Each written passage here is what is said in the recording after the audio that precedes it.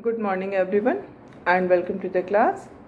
We are doing the chapter Constitution, Why and How, and under this chapter this Constitution as a living document, which is a separate chapter in your book. Now we will be studying some of the content of this chapter under Constitution, Why and How. ठीक है, first chapter जो आपका है Constitution, Why and How, उसी के अंदर constitution as a living document भी पढ़ना है, पूरा कंटेंट नहीं but some of the content. तो we were discussing about the basic structure, how this concept of basic structure come into existence, and this basic structure actually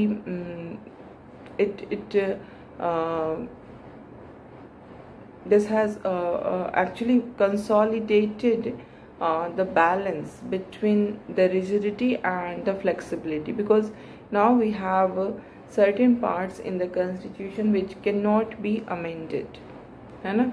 So it shows the rigidity of the constitution, and but other parts of the constitution can be amended, so it shows the flexibility. तो इस तरह से जो flexibility और rigidity का mix है वो और भी ज़्यादा वो हो जाता है, consolidate हो जाता है. Okay, and next what we find that in the late 90s there were efforts to review the entire constitution. Such efforts were made कि पूरी कॉन्स्टिट्यूशन का रिव्यू किया जाए, और 2000 में एक कमीशन अपॉइंट हुआ to review the working of the constitution. Government of India ने इस कमीशन को अपॉइंट किया था, जिसके चेयरमैन थे retired chief justice of supreme court justice Venkat चलैया.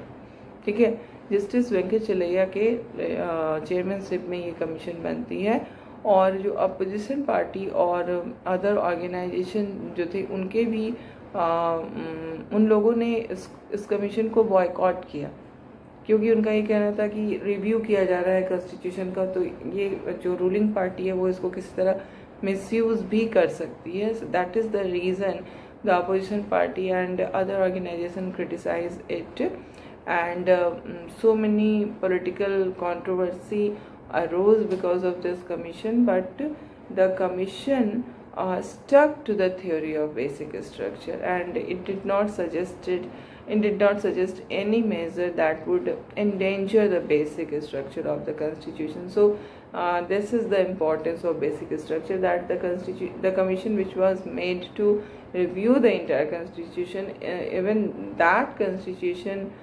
commission did not suggest any change in the basic structure, doctrine of the basic structure.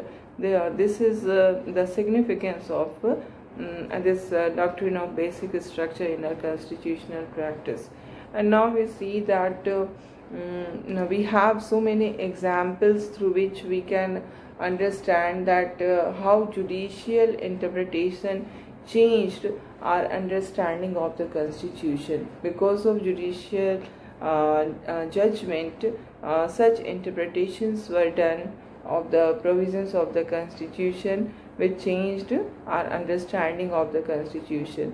In many decisions, the Supreme Court had held that reservation in jobs and educational institutions cannot exceed 50% of the total seat. It is nowhere written in the constitution that this reservation to scheduled caste, scheduled tribes and OBCs will not exceed 50%, but it is through the judgment of the judiciary, it is now an accepted principle. Similarly, in the case involving reservation for OBCs, the Supreme Court has introduced the idea of creamy layer, which was also not there in the constitution. So this creamy layer means those who are having good economic status or condition, they will not be given this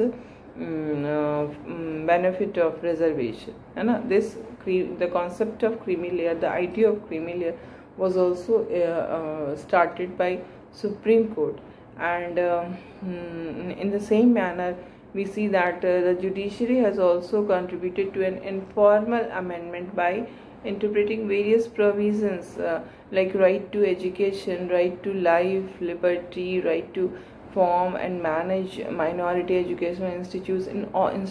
In all these regard, the judgment of the judiciary has actually interpreted these provisions. Like now we have right to safe drinking water, right to shelter, right to livelihood.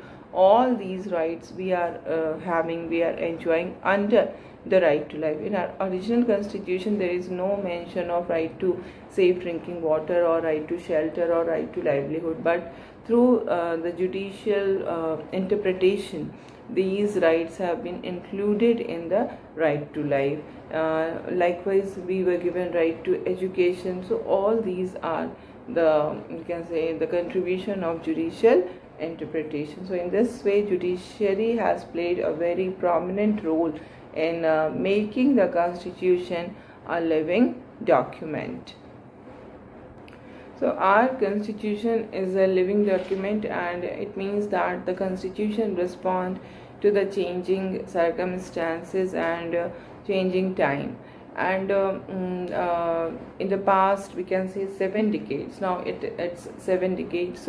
In the past 7 decades, some very critical situations arose in the politics and constitutional development of the country. And as we have already discussed, that there was constitutional legal issue of this that who is supreme, and supremacy of the parliament. This was the controversy. And we have parliamentary democracy, and the parliament represents the people, and the people choose their representatives and send them to the parliament, and these representatives use the powers of the government in the behalf of the people. So what we see that the parliament is expected to have an upper hand over both the executive and the judiciary, because it is the representative body. It is parliament where we can see democracy to be operated in a practical manner. But we see that there is the text of the constitution, and it has given powers to other organs of the government also. So supremacy of parliament is there, but it has to operate within the framework of democracy, within the framework of the constitution. It's not that democracy is only about votes and people's representation, that the representative body of the people will become supreme and it can act in its own manner. No, it's not like that. What we find that it is about the principle of rule of law. Who is ruling the country? It's not on any person or group of persons are ruling the country. Actually, it is law which is ruling the country. So democracy is also about developing institution and working through these institutions. That is very much important. Another, institution is important, individual is not important. The post is important, the person who is holding that post is not important. The person is having power because he is holding that post. The moment he will come down from that post, there will be no power to that individual. So this is rule of law. So we in our constitution, the parliament is a supreme lawmaking body, but it has to work under a definite framework, a framework of democracy, a framework of constitution. And all the political institutions must be responsible to the people, and there must be a balance among all these organs. Okay, and now we will see what is the contribution of the judiciary. We see that yes, there was controversy between judiciary and parliament. The parliament thought that it had the power and responsibility to make laws and amendments also. the parliament can make laws and make amendments in such a way that it will improve the condition of the poor and backward and needy. But the judiciary insisted that all this has to take place within the framework provided by the constitution. Pro poor measures should be there, but it is important, it is mandatory for the parliament that the pro poor measures should not bypass legal procedure, है ना. एक बार अगर आपने इस legal procedure को bypass कर दिया, okay, for pro poor measures के लिए ही, so this will pave the way for more and more bypassing of laws, and in future this bypassing of laws can be done for any reason. So this should not be done. कितने भी अच्छे आपके intention है, intention is not a matter, है ना. What is important that the rule must be according to the framework, है ना. The parliament must exercise its power under the framework of the constitution. ये नहीं कि हमें pro poor measures लाने हैं तो हम constitution के हिसाब से नहीं भी चलेंगे तो सही है, क्योंकि हम pro poor measures ला रहे हैं. एक बार, बस एक बार जब अगर parliament ने इस तरह के constitution के framework से बाहर जाकर अपने measures को implement करने की कोशिश की, कर दिया, तो ये क्या होगा, उसके बाद जो कॉन्स्टिट्यूशन की जो सैंक्टिटी है वो ख़त्म हो जाएगी, है ना. और उसके बाद जो पावर को होल्ड करने वाले लोग हैं, जो रूलर्स हैं, they will use their power arbitrarily. That will be completely dangerous for the existence of democracy. So democracy is okay. Democracy में आपको पुअर पीपल के वेलबींग का ख्याल रखना है, but democracy is also important to check on arbitrary use of power. The power should never be used in an arbitrary manner. If the power is used in an arbitrary manner in order to improve the condition of the poor people of the country, still it will not be in favor of democracy, है ना. So this is very important, and the success of the working of Indian Constitution lies in resolving these tensions. We have resolved the tensions. Yes, there was tension, there was conflict of this supremacy between the judiciary and the parliament, but this problem was resolved peacefully. The judiciary in its that famous case 1 and Bharti ruling, it found a way, है ना, out of the existing complication by turning to the spirit of the constitution rather than its letter. What is important to follow, it's not, the letters are not important, the spirit are important, the spirit is important. So in the this case 1 on Bharti matter, what was the opinion, what was the ruling of the judiciary? So in the constitution there is no mention of basic structure of the constitution. Still the judgment was about the basic structure of the constitution, because our constitution makers they were not turning to the letter of the constitution, but they were turning to the spirit of the constitution. कि constitution makers क्या चाहते थे, आप उसको देखिए, उन्होंने क्या लिखा है वो ज़्यादा इम्पोर्टेंट नहीं है, उससे ज़्यादा इम्पोर्टेंट उनके वो क्या चाहते थे वो देखना है ना.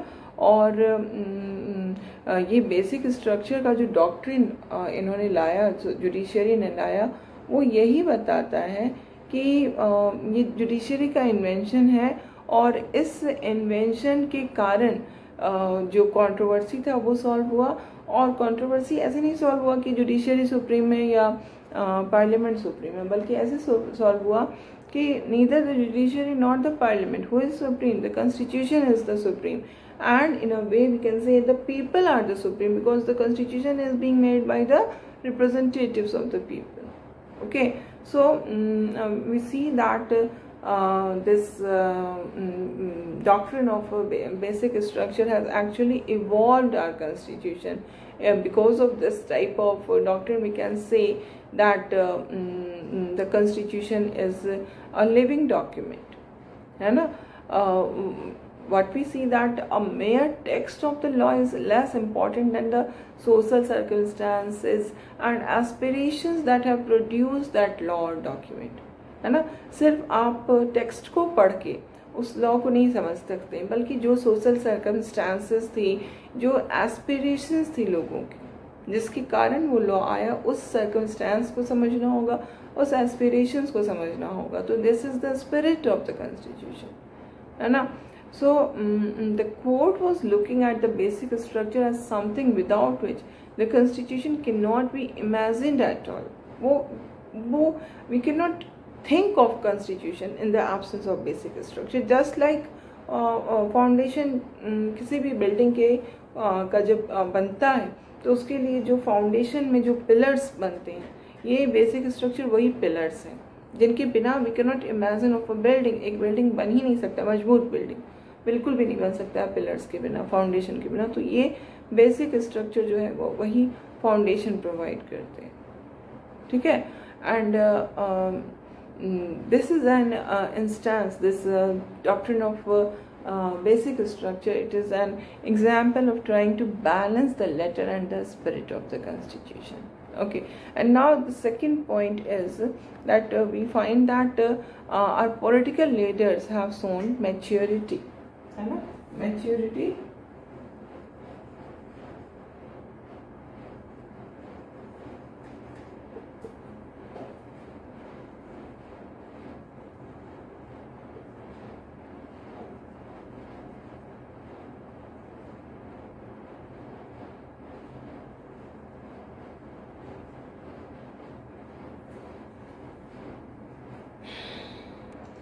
So what we find that yes, this verdict of the court came in 1973, and after this verdict some attempts were made to ask the court to reconsider its ruling. The ruling which was given in the Keswanand Bharti case, उसको reconsider करने के लिए कुछ attempts किए गए, और जब उसमें सक्सेस नहीं मिल पाया तो 42nd amendment was passed, and parliamentary supremacy was asserted by this 42nd amendment.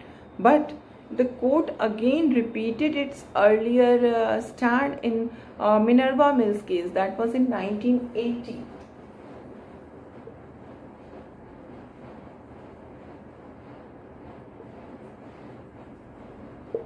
Minerva mills ने कोर्ट में फिर से उसी को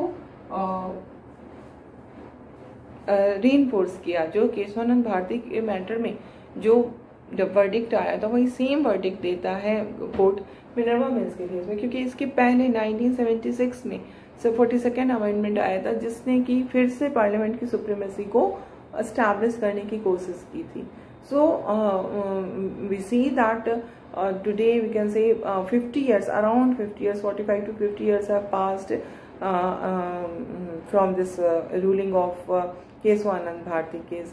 Still this ruling is dominating our interpretation of the constitution, and political parties, political leaders, the government, the parliament, all have accepted this idea of basic structure which is inviolable, which cannot be violated by the parliament, है ना. We have seen that this commission was one commission was set up in the year 2000 to review the working of the constitution. That commission also did not say anything against this concept of basic structure. It did not suggest any changes in this basic structure. So this is the importance. Okay, and when the constitution was made, leaders and people of our country shared a common vision of India. सबका एक common vision था कि India कैसा होना चाहिए, free India, independent India कैसा होना चाहिए, उसके अंदर लोगों की लाइफ कैसी होनी चाहिए. एंड जब नेहरू ने इंडिपेंडेंस के टाइम में जो फेमस स्पीच उनका था द ट्रस्ट विथ डेस्टिनी, उसमें उन्होंने इस विज़न के बारे में बात की थी, है ना। और कॉन्स्टिट्यूएंट असेंबली में भी जितने लीडर्स थे उन्होंने भी इसी विज़न की बात की थी कि हमें कैसा इंडिया चाहिए जहाँ पर हर किसी को डिग्निटी वाली लाइफ मिले, डिग्निफाइड लाइफ मिले, हर किसी को फ्रीडम मिले, और किसी भी तरह के हम कह सकते हैं सोशल और इकोनॉमिक इनइक्वालिटी जहाँ पर ना हो, सबका वेलबींग हो, यूनिटी हो, that will be based on national integrity. So this vision is still there. It has not disappeared, and people and leaders, they all want that this they all have the same vision, है ना। चाहे people हो चाहे leader हो, they all have the same vision, they all hope to realize it.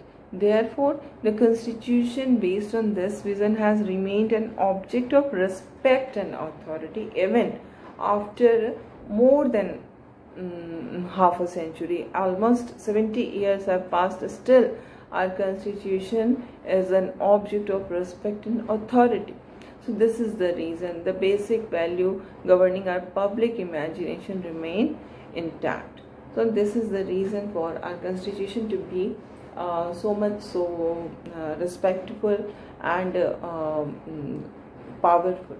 Okay, so we have completed this segment also, constitution as a living document, and now we will do philosophy of the constitution, because this is also included in the first chapter itself. Okay, so now we will do philosophy of the constitution.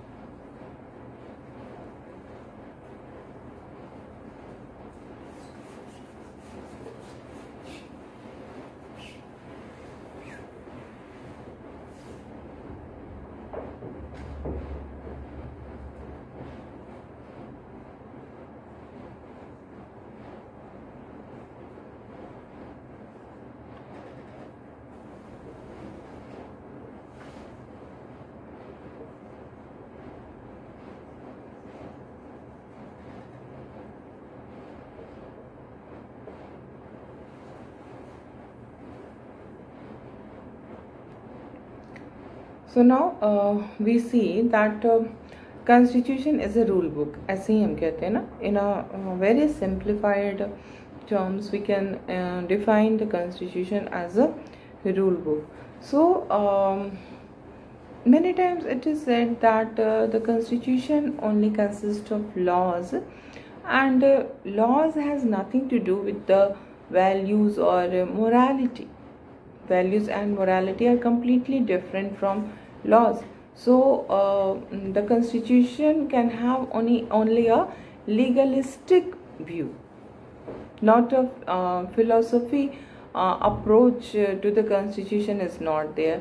But if we look at any of the laws, what we find that it is somehow related to some morality or values. Like there is a law which prohibits discrimination of people on ground of language or religion. Okay, this is the law, that there will not be any kind of discrimination between people on the basis of language or religion. Okay, this law is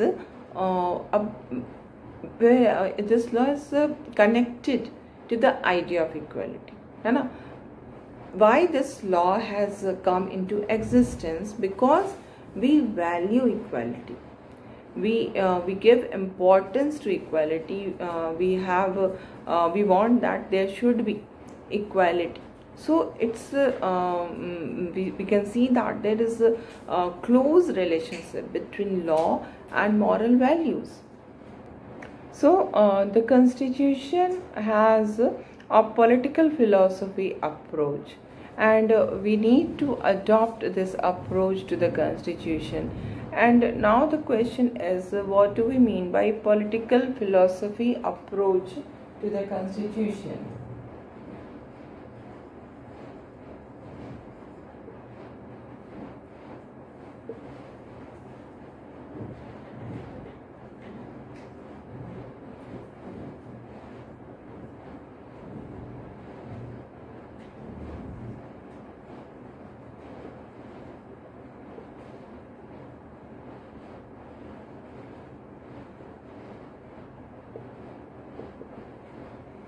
So what is this? First, what is the requirement that if we want to know constitution, if we want to understand constitution, there is need to understand the concepts of the constitution, है ना? Like terms which are used in the constitution like rights, citizenship, minority, democracy, all these must be explained. इनका meaning क्या होता है, इससे हम क्या mean करते हैं, इसके पीछे कौन सा आइडिया काम करता है, ठीक है, ये पहली चीज़ है. दूसरी चीज़ जो है वो हम ये देखते हैं कि we must attempt to work out a coherent vision of society and polity conditional upon an interpretation of the key concepts of the constitution, है ना. जो भी constitution के key concepts हैं उनका इस तरह से interpretation होना चाहिए कि जो society का जो vision है हमारे सामने और जो हमारा political system है उनके बीच में coherence होना चाहिए. ये नहीं कि हमारा political system कहीं और जा रहा है और हमारी सोसाइटी का जो विज़न है वो कहीं और जा रहा है. उनके बीच में कोहेरेंस होना बहुत ही इम्पॉर्टेंट है. और we find that this set of ideals are there in the constitution which enhances this coherence between the vision of society and the polity. And the next point is that the Indian constitution must be read in conjunction with the Constituent Assembly debates. Okay, if we want to refine and raise to a higher theoretical plane, if we want to understand our the thinking, the idea of our Constituent Assembly members, then we must understand, we must try to elaborate the Constituent Assembly debates. Then only we will be able to understand this Indian Constitution. And this philosophical treatment of a value is incomplete if a detailed justification for it is not provided. And when our framers, the framers of the Constitution, they chose to guide Indian society and polity by a set of values, there must have been a corresponding set of reasons, है ना? And we need to understand, we need to explain those reasons, and these are the philosophy of the Constitution. This is the political philosophy approach to the Constitution. And likewise we will continue this in the next class. So this is all for today.